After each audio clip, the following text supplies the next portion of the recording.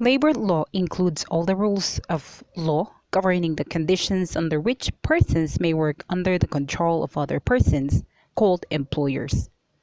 The term may also refer to labor standards and labor relations, laws governing hours of work, weekly rest periods, minimum wage rates, unfair labor practices, strikes, and lockouts. These laws are designed to look more on the immediate results of employer-employee relationship. As a concept, it is the body of rules and principles which governs the relation between labor and management in the collective, as distinguished from the principles determining the rights and liabilities consequent to the individual relationship of employer and employees. Labor standards prescribe the terms and conditions of employment as affecting wages or monetary benefits, hours of work, cost of living allowances, and occupational health, safety, and welfare of the workers.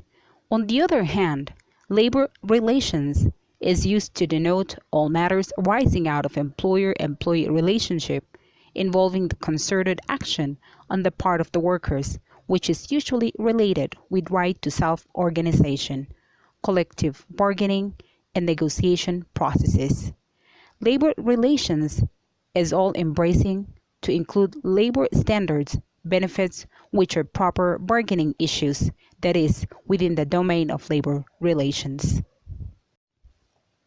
Social legislation is a law governing employer-employee relationship while the latter is not at work, due to hazards beyond his control, arising from employment, which immobilize him from working. It is designed to uplift and protect the welfare of the worker and his family on account of the effects of employment, such as diseases, injuries, disabilities, or death. Retirement law, RA 7641, is a social legislation. Taxonomy of labor laws. Labor laws are classified into the following types. A. Protective legislations, those designed to protect the weaker party in an employment contract, such as laws protecting women against discrimination or child labor laws. B. Welfare or social legislations, those intended to remove or reduce the insecurity of the workers, such as laws on social security, employees' compensation, or laws that provide benefit to a worker while he is not at work because of the hazards of employment. C. Diplomatic legislations, those designed to settle labor dispute through peaceful modes, such as laws providing for conciliation, mediation, grievance, machinery, or voluntary arbitration. D. Administrative legislations, those laws creating labor bodies or agencies for administrative purposes, such as DOLE, POEA, NLRC, or TESTA. E. Labor relations legislations, those passed concerning employee organization, concerted activities or collective bargaining or negotiation activities. It includes unfair labor practices committed by the employer or the union.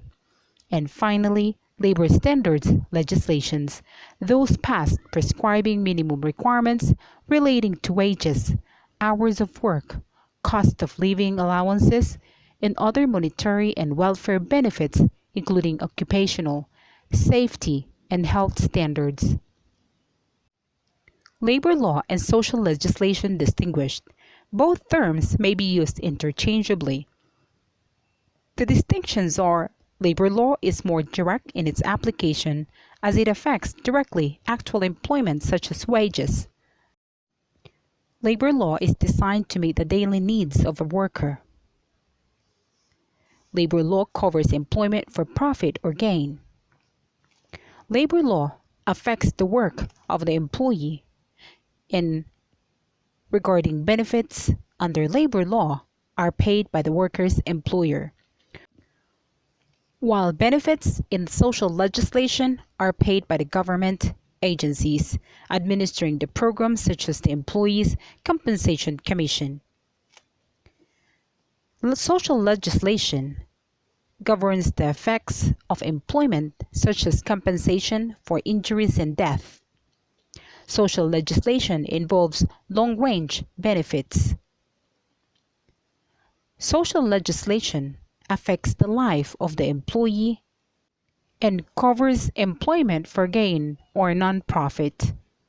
Due to the impact of labor law upon the society, as it affects the greater number or bulk of the population, it may also be considered as a social legislation. Hence, the latter is broader in scope, as it even encompasses the concept of labor law. Purpose of labor legislation. It is a truism that because of the economic superiority of capital, labor as a factor of production is weak and helpless and finds itself easily in trouble without the necessary succor from the state.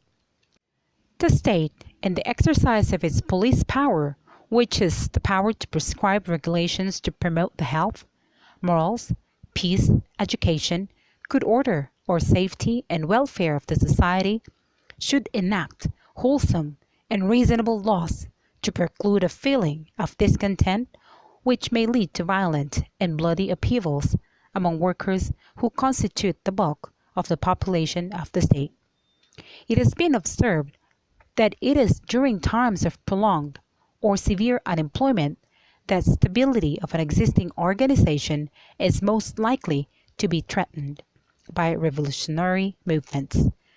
Labor legislation is therefore intended to protect the worker from the mighty and to correct the injustices that are inherent in an employer-employee relationship.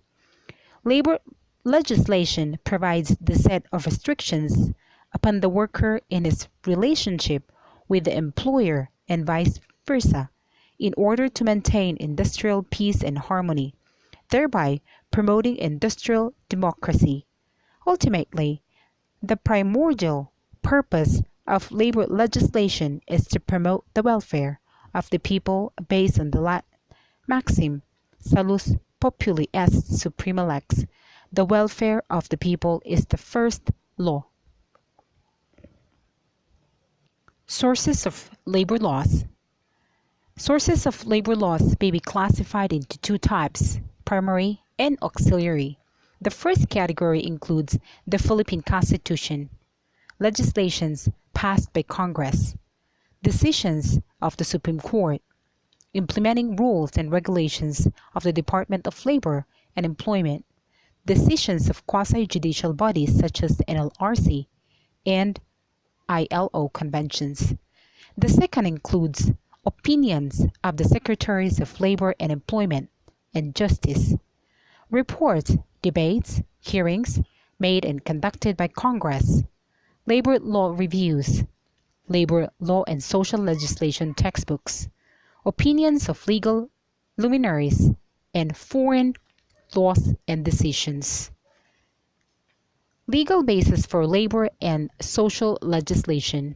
The legal basis for the enactment of labor and social legislation are police power of the state, social justice clause, protection to labor clause, doctrine of incorporation clause, social service clause, full employment clause, freedom from poverty clause, freedom of association clause, due process and equal protection clauses.